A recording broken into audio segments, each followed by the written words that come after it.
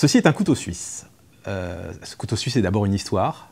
C'est quelqu'un qui un jour s'est dit « tout ce que j'ai comme outil à la maison, je pourrais en avoir besoin dans la journée. Ça serait génial de pouvoir le tenir dans ma poche ou dans ma main. » C'est ce qu'on appelle l'innovation. Il a repensé son quotidien en repensant son couteau de poche.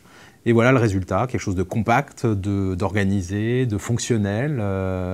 Et puis alors ce qui est rigolo, c'est que ce personnage assez génial a ajouté un élément festif qui est le tire-bouchon, qui nous semble essentiel aujourd'hui.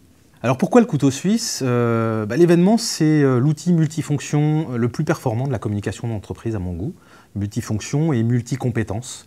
Organiser un événement, c'est coordonner des métiers, des personnalités, des disciplines très variées, voire que parfois tout oppose. Un créatif et un technicien audiovisuel, par exemple. Un logisticien et un producteur ne parlent jamais le même langage. Un chef d'orchestre et un chef cuisinier, ça donne parfois un mélange tonnant, ce qu'on a vécu. Et puis, un événement, c'est accompagner tous les jours des intervenants dont le métier n'est pas de s'adresser à un public de 500 ou à 1000 personnes sur une scène. Voilà, c'est apprendre à toutes ces personnes et à tous ces métiers à communiquer, à travailler ensemble, avec cohérence, au service du message, au service de la marque et de l'entreprise. Alors dans Couteau Suisse, il y a Suisse, et l'événement c'est un concentré d'excellence technique, de qualité, de rigueur opérationnelle qui sont la garantie du succès de l'événement.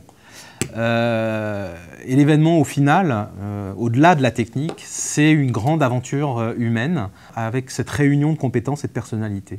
Alors aujourd'hui, l'événement se réinvente chaque jour.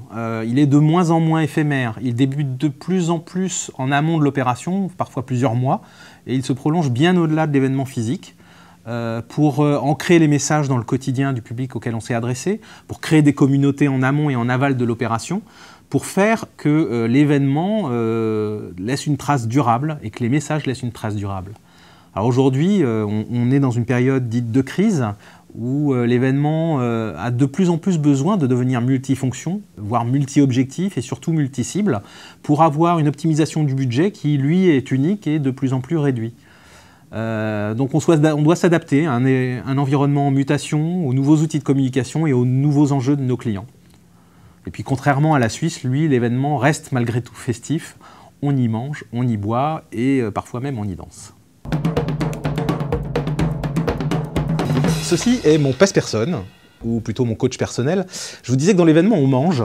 Et pour que les participants à une convention se souviennent principalement des messages et pas du cocktail dînatoire, pas assez copieux, ou du déjeuner, pas assez raffiné, il faut passer par une étape essentielle dans la préparation de l'événement, le repas test.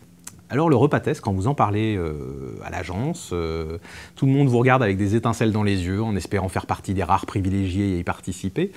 Mais c'est plus difficile qu'on ne croit. Il s'agit de tester dans un même repas 3 entrées, 3 plats, 3 desserts, voire, ce qui nous est arrivé récemment, un cocktail dînatoire aussi, et la sélection de vins qui va avec. Donc c'est une épreuve difficile, la ligne n'y résiste pas, et quand vous montez sur la balance, l'addition est lourde. Alors ceci est un chronomètre, c'est l'outil de travail essentiel de la personne qui, dans une convention, se trouve au fond de la salle, en régie, dans le noir, avec un casque sur la tête, et qui donne le célèbre top magnéto. Son nom c'est le topper justement, ou plutôt la topeuse, parce que c'est souvent une femme. Dans la convention, en fait, c'est celle qui suit le conducteur technique, et souvent le rédige. Le conducteur technique, c'est le chemin de fer de l'événement, qui découpe les différentes séquences de l'événement, seconde par seconde, minute par minute. Et donc, lorsqu'il est au casque, c'est le terme consacré, il donne les tops au son, à la lumière, à la vidéo, à l'infographie, c'est-à-dire à la personne qui envoie par exemple les slides PowerPoint, quand il y en a, parce qu'on essaye si possible qu'il n'y en ait pas. Et donc il est le garant du timing des différentes séquences et c'est lui qui souffle dans l'oreillette à l'animateur s'il est en retard ou s'il est en avance, ce qui n'arrive jamais. Alors je vous présente mon iPad, c'est mon nouveau couteau suisse, beaucoup moins compact certes, mais tout aussi efficace. Je suis devenu plutôt addict, je m'en sers le matin avant de partir au bureau et je m'en sers le soir également. Et à l'agence, je m'en sers différemment, bien sûr. Alors il y a un an, il y a quelqu'un qui me disait « Mais qu'est-ce que tu vas faire avec un iPad ?» J'en rêvais à l'époque. C'est pas vraiment un ordinateur, c'est pas vraiment un téléphone, c'est un truc plutôt hybride. Et là-dessus, je suis plutôt d'accord. Il symbolise assez l'évolution de la communication événementielle en 2013 et la nécessité de la rendre totalement hybride. Il ouvre, on peut dire, des portes nouvelles vers une communication à la fois sociale, locale, mobile. Les trois grandes tendances de la communication pour les années à venir, j'en suis certain. Dans une période où nous devons créer du dialogue et passer d'un discours descendant à une relation conversationnelle, la tablette communicante, parce qu'il n'y a pas que l'iPad, est un vrai outil de facilitation. Il fait entrer véritablement la dimension collaborative dans l'événement avec un outil de contribution live. On peut voter, on peut chatter avec en direct. C'est un support de brainstorming, de travail collectif, de partage. C'est un outil de team building qui devient très très ludique avec des applications adaptées. C'est un outil qui est accessible à tous. Et je parlais de contribution live, il permet notamment dans une salle de 500, de 1000 personnes, à donner beaucoup plus la parole à beaucoup plus de monde pendant une journée d'événement. On a un exemple sur une convention qu'on a organisée récemment, où sur une journée, 500 personnes ont posé plus de 1500 questions. C'est énorme, ça nous permet aussi de prendre la température de la salle, de prendre la température du public, donc de l'entreprise.